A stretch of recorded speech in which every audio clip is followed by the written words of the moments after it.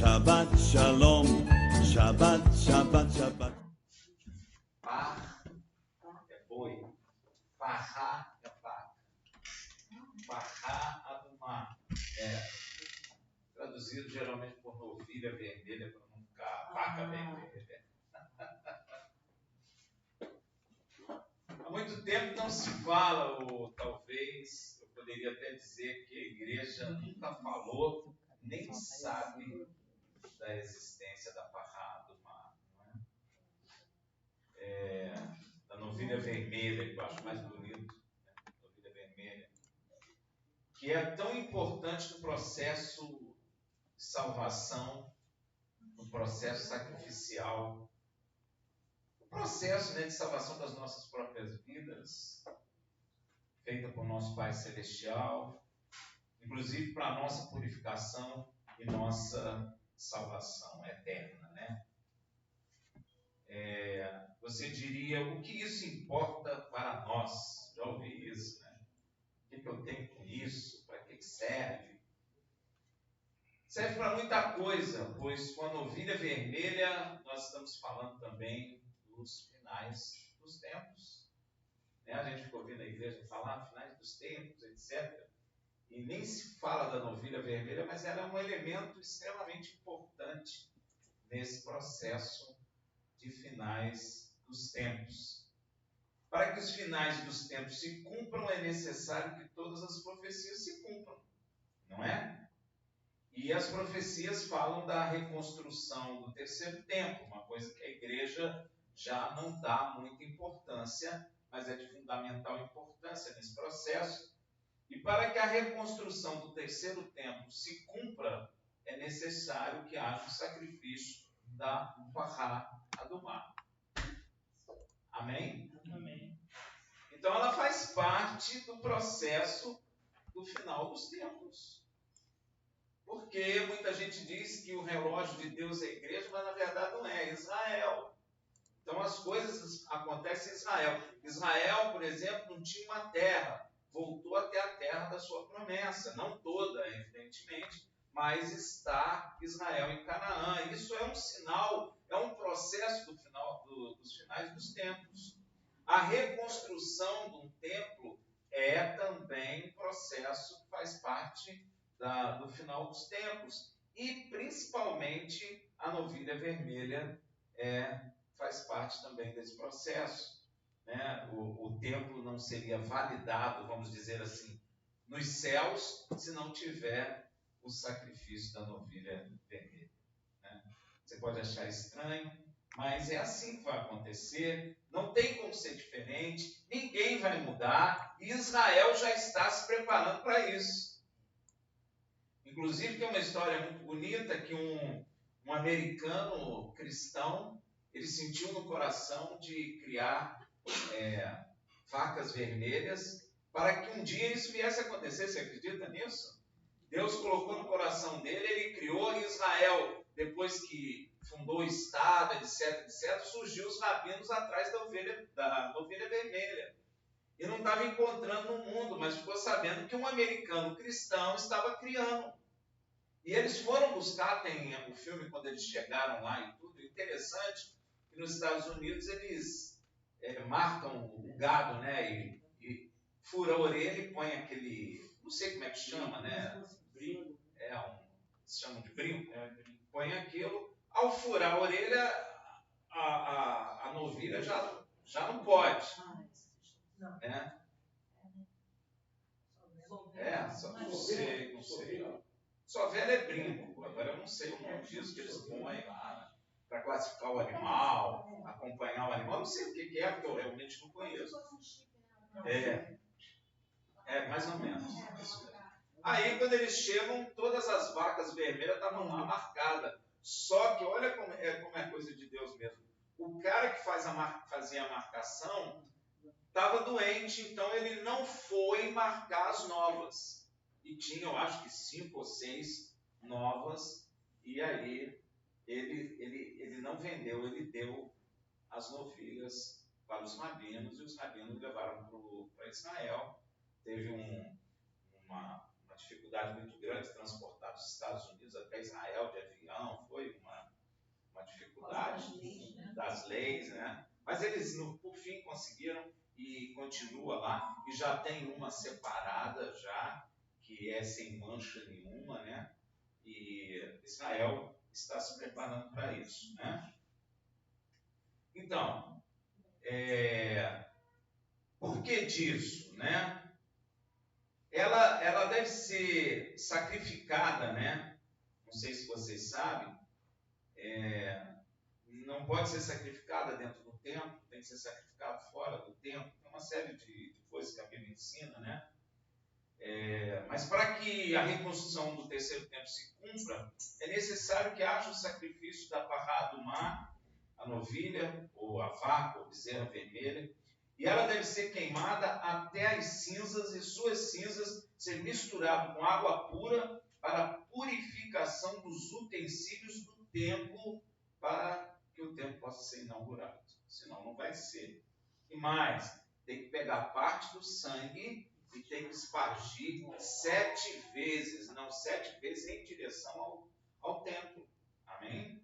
E parte desse sangue tem que ser levado para dentro do Santíssimo. Então não é uma coisa simples. Não vai simplesmente reconstruir templo e acabou. Não é assim. Tem uma série de coisas que a Bíblia manda. É necessário espargir o sangue dessa novilha 7 vezes sobre o templo. 7 vezes. E há muito já sabemos, por notícias vindas de Israel, que os utensílios do templo já estão todos prontos. Todos nós sabemos disso, né? A menorá, o altar de incenso, a arca, a mesa dos pães da face, o altar de sacrifício, a roupa do sacerdote, a roupa do sumo sacerdote, o seu peitoral, o éfode, a coroa de ouro puro, escrita Santo ao Senhor, a menorá de ouro batido, puro também, não é? E até a parte estrutural do templo já está pronto para ser reconstruído rapidamente, viu, gente? As pedras estão cortadas e tudo. Inclusive, já se tem até dinheiro para reconstrução. Só não foi reconstruído ainda porque Deus ainda não permitiu. Mas tudo isso não pode ser efetivado sem o sacrifício da bezerra vermelha e de sua cinza. É necessário cumprir este mandamento antes de inaugurar o terceiro templo. É necessário o sacrifício em que o sumo sacerdote pegue do sangue da novilha em seu dedo, esparge diante do templo por 7 vezes e depois a queima da parrá do mar e suas cinzas misturado com água para que o terceiro templo seja validado pelos céus. E o interessante de tudo é que a parrá do mar, como já disse, já é uma realidade em Israel, apesar da igreja não estar prestando atenção nisso, e isso é de extrema importância. Já temos em Israel 5 parrot adumot, no plural, né?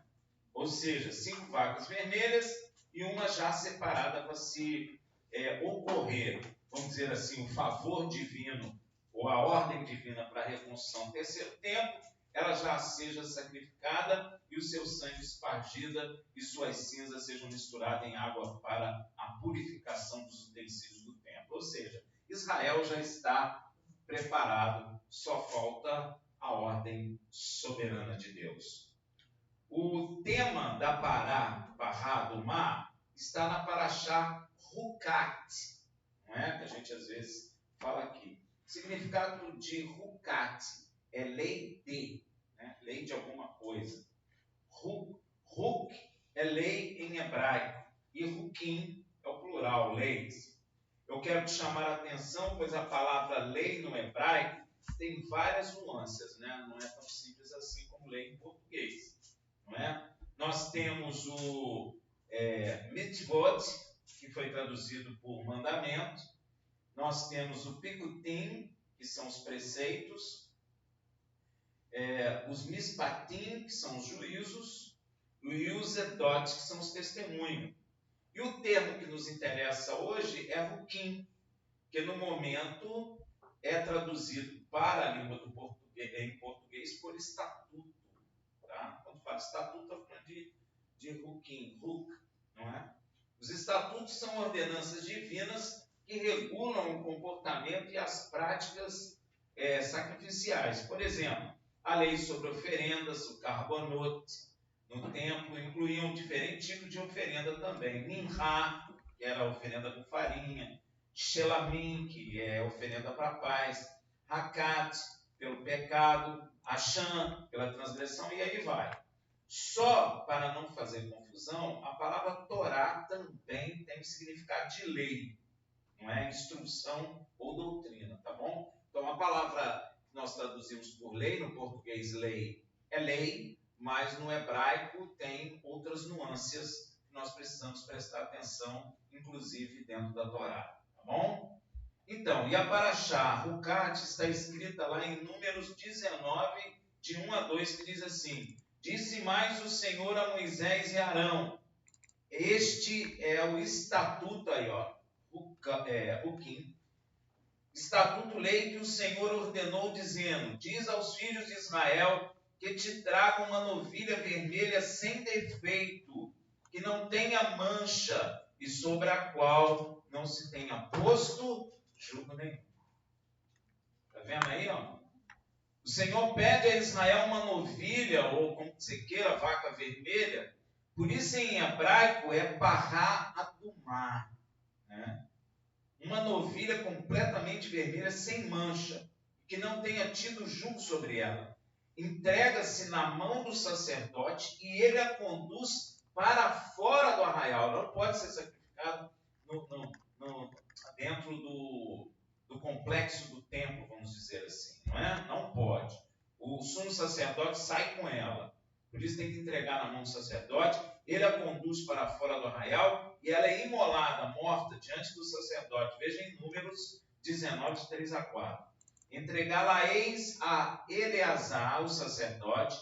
Ele a tirará para fora do arraial e a imolarão diante dele.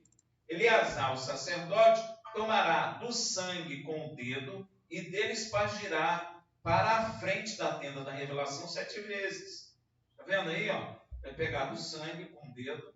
1, 2, 3, 4, 5, 6, 7. Você pode dizer, mas por que 7? Porque é a purificação total do local onde Deus vai se manifestar. Deu para entender? Amém? Amém. Então, diante do sacerdote se queima a novilha. Você imagina queimando uma novilha? Você imagina sacrificando uma novilha? Não é sacrificar uma ovelha. Uma novilha é um animal grande, não é? Então eles vão e queimam a novilha.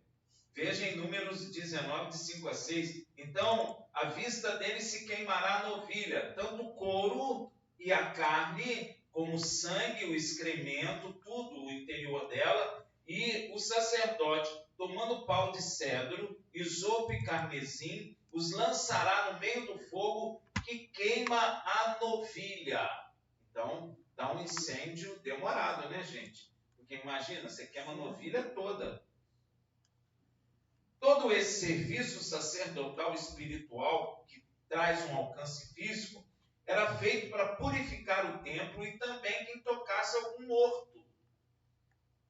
Porque a morte ela é fruto do pecado, ela não é de Deus.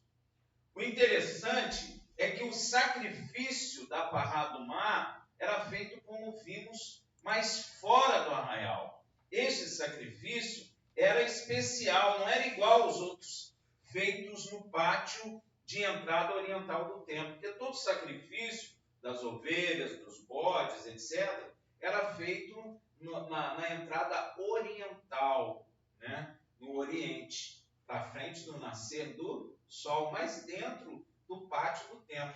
Essa não. Esse sacrifício era feito fora do arraial. Era diferente. Amém? Ele era um sacrifício especial, não era igual aos outros feitos lá no pátio, não, tá bom? E na época de Yeshua, e aí eu quero que vocês prestem atenção, sabe onde era feito o sacrifício da Pará do Mar? Sabe? Vocês já ouviram falar? No Monte das Oliveiras. Ali era feito o sacrifício da Pará do Mar, da vaca vermelha. E isso é muito significativo. Aonde Yeshua estava? Sempre. Você acha que é à toa? Você acha que ele escolheu o Monte das Oliveiras à toa para estar ali? Ele sempre estava no Monte das Oliveiras. O Monte das Oliveiras também era conhecido como Monte da Unção. É claro que novilha vermelha representa Yeshua. É só você comparar. A novilha, primeiro, é sem mancha e sem ter tido trabalho. O que tipifica o quê? Pecado. Yeshua não tinha nenhuma mancha de pecado. A novilha era adumá, ou seja, vermelha. Adumá é uma palavra em hebraico que vem de dam. Dan, não. Dan. Dan é o quê? Sangue vermelho. Não é? O quê? O sangue para a redenção. E o que aconteceu a Yeshua no Monte das Oliveiras? Antes dele morrer. Vamos ver? Ele não manchou sua roupa de sangue de Dan. E qual a cor do Dan? Vermelho. Novilha vermelha. Vamos ver em Lucas 22, de 39 a 44. Então saiu, e segundo seu costume foi para o Monte das Oliveiras, e os discípulos o seguiam. Quando chegou àquele lugar, disse-lhes: orai, para que não entrais em tentação. E apartou-se deles cerca de um tiro de pedra, e pondo-se de joelho orava, dizendo: Pai, se queres, afasta de mim este cálice. Todavia, não se faça a minha vontade, mas a tua. Então lhe apareceu um anjo do céu que o confortava, e posto em agonia, orava mais intensamente, e o seu suor tornou-se como grandes gotas de sangue que caíam sobre o chão. Meu irmão, todos nós sabemos que se eu dou um corte aqui, a camisa, a roupa fica o quê? Manchada de sangue. Isso me mostra que a novilha vermelha representa Yeshua. Yeshua estava sempre no local de sacrifício da Pará do Mar. Não podemos dizer que seu sangue o tingiu de vermelho toda a sua roupa, como a novilha vermelha. A novilha é sacrificada fora do arraial. Onde Yeshua foi morto? Fora do arraial. Veja em Hebreus 13, de 11 e 12. Porque os corpos dos animais, cujo sangue é trazido para dentro do santo lugar pelo sumo sacerdote, como oferta pelo pecado, são queimadas fora do arraial. Por isso também Yeshua, para santificar o povo pelo seu próprio sangue, sofreu fora do arraial. Todas as coisas apontam que a novilha vermelha representa Yeshua. O sangue dessa novilha vermelha era espargido sobre o templo 7 vezes para purificação e, como vimos, levado para o santo lugar pelo sumo sacerdote, para o santo lugar em oferta pelo pecado. E o que Yeshua fez? Vamos em Hebreus 9, de 11 a 14. Mas Mashiach, tendo vindo como sumo sacerdote, dos bens já realizados, ou seja, bens que já existem, não são bens que vão existir, mas que já existem, por meio do maior e mais perfeito tabernáculo, não feito por mãos, isso é, não desta criação, e não pelo sangue de bode e de novilhas. Mas por seu próprio sangue, entrou uma vez por todas aonde? No santo lugar, havendo obtido uma eterna redenção. Porque se a aspersão de sangue de bode, de touro e das cinzas de uma novilha santifica os contaminados, quanto à purificação da carne, quanto mais o sangue de Mashiach, que pelo Espírito Eterno se ofereceu a si mesmo, imaculado a Elohim, purificará das obras mortas as nossas consciências para servirmos ao Deus vivo. Então, o sangue que ele derramou, ele fez como o sumo sacerdote fazia com o sangue da novilha. Pegava o sangue da novilha e ia até o Santo dos Santos e obtinha a redenção dos pecados. Então, se o sangue da novilha faz isso, o que dirá o sangue do cordeiro, se não trouxe para nós uma redenção eterna? Amém? Glória a Deus. E o mais interessante, que se você olhar com detalhe, você vai ver que a Pará do Mar tipifica Yeshua sem nenhuma dúvida. Você vai ver que quando se queima a novilha, que pega toda a cinza da novilha, vai se juntar com o quê? Com água.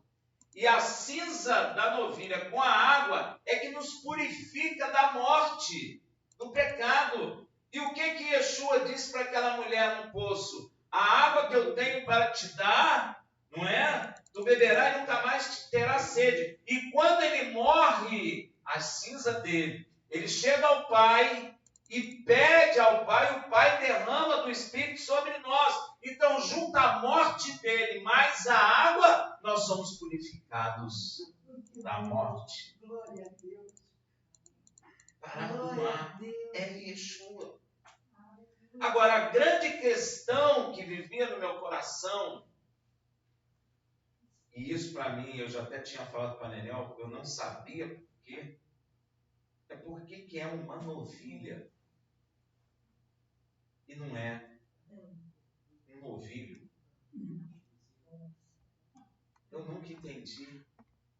Às vezes eu nem falava muito desse sacrifício porque eu não conseguia entender por que era uma fêmea e não um macho. Porque Yeshua é um macho. E você vai observar que os sacrifícios, em geral, são machos. Mas esse é uma fêmea. E eu posso dizer a você, Deus é tremendo, porque eu saí aqui de casa essa semana, estava indo para o Rio, na ponte, e estava ouvindo um rapaz falar da Pará do Mar, e é por isso que eu estou falando hoje, e eu estou ouvindo ele falar, e estou, Senhor, mas por que é fêmea? Está dentro do meu coração, eu estou atravessando a ponte, e aí estou pensando, Senhor, mas por que é fêmea? Todo sacrifício é de um macho. Aí o Espírito falou comigo, é porque, meu filho, eu enviei meu filho para te gerar como meu filho. E quem gera filho é a fêmea, não é o macho. Amém, meu irmão? Olha, eu fiquei tão feliz. Eu fiquei tão feliz dentro do carro. Comecei a cantar e glorificar o Senhor, que eu acho que o pessoal olhou para o carro e disse, esse cara é louco. Fiquei muito feliz, gente. Fiquei mesmo. Eu não sabia o porquê. Agora eu posso falar da Pará do Mar em paz, porque eu sei a razão do que ela representa, de quem é ela, para quem ela aponta. Ela aponta para Yeshua, porque ele é que é gerador de filhos para Deus na terra. Ele é a porta. Eu já entendia que ele era a porta, mas eu não fazia ligação com a vaca vermelha. Mas agora o Espírito de Deus me ajudou. Eu até escrevi aqui, eu estava na ponte, então eu não quero esquecer. Ouvindo o irmão falar da Pará do Mar, quando o Senhor disse em meu coração, é uma fêmea, porque Yeshua veio gerar filhos para mim na terra. Assim mesmo. Eu falei, meu Deus, que dificuldade de entender as coisas, tão simples, tão bela, e a gente tem dificuldade de compreender. Hoje eu posso dizer a você que eu falo da vaca vermelha com muita tranquilidade, porque eu sei o que representa. Pois com sua morte, as cinzas, Deus ainda falou para mim, pois com a sua morte, as cinzas e meu espírito, a água, temos a água que purifica vocês de todo pecado. Olha que coisa maravilhosa. Olha só, a cinza representa a morte dele, gente. A água é o espírito, juntos eles nos purificam de todo pecado.